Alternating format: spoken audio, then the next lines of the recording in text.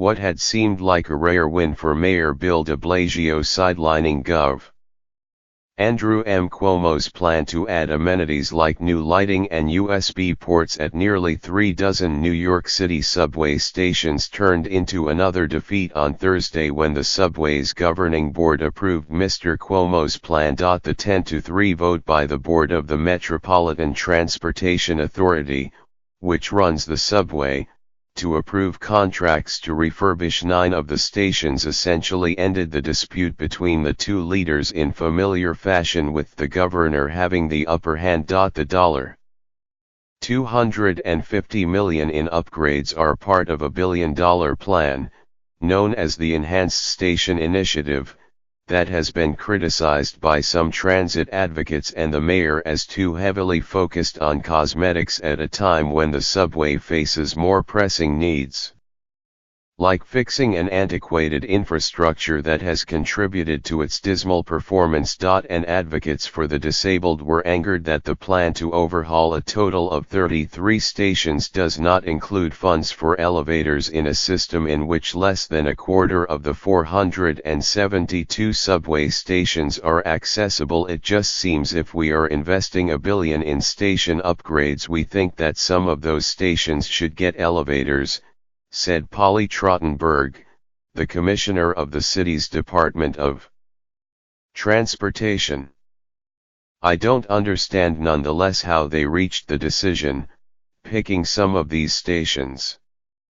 But Mr. Cuomo and transit officials have argued that improving the appearance of stations is part of improving the experience for riders, and that the system is already undergoing a major facelift as part of the subway emergency plan that was begun last summer. At Thursday's meeting, Andy Byford, the president of New York City Transit, the M.T.A.'s subway division, offered a full-throat endorsement of Mr. Cuomo's plan, arguing that some of the work addressed structural issues that could no longer be ignored.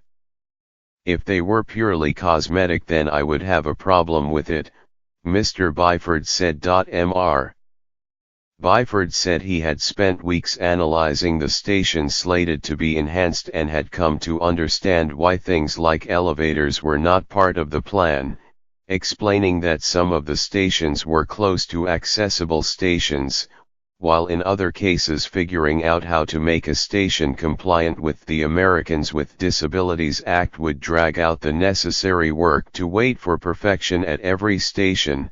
He said some will fall into a dangerous state of disrepair, and you will fall into my scenario of, yes, it's ADA compliant, but oops, the station would be inaccessible because it had fallen apart. The MTA is already adding elevators to some subway stations, the result of a settlement in the 1990s with the federal government. It is also spending $1 billion to make 19 stations accessible as part of the current capital plan. In endorsing the station plan, Mr. Byford said he looked at factors such as a station's location and the demographics of the surrounding neighborhood. It's not just who shouts loudest, which station gets it, Mr. Byford said. Mr. Byford also said a consultant had been hired to analyze the city's inaccessible subway stations over the next 2 years to determine the feasibility and cost of making all stations accessible. But that was of little solace to advocates for the disabled. 30 years after passage of the Americans with Disabilities Act, 3/4 of New York's subway stations remain closed to people who can't use stairs. John Orcutt, the Director of Communications and Advocacy for Transit Center, a research group, said in an email.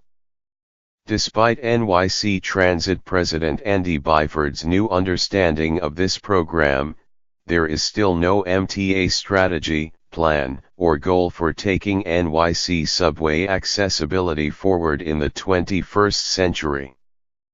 Despite Mr. Byford's efforts, the votes on the station plan still fell along political lines, with the 3 opposing votes cast by members representing the city, including Ms. Trottenberg, the Transportation Commissioner.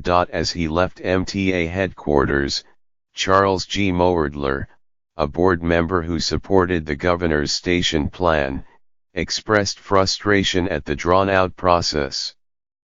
"This tit-for-tat business," he said, shaking his head, "it's just a political game.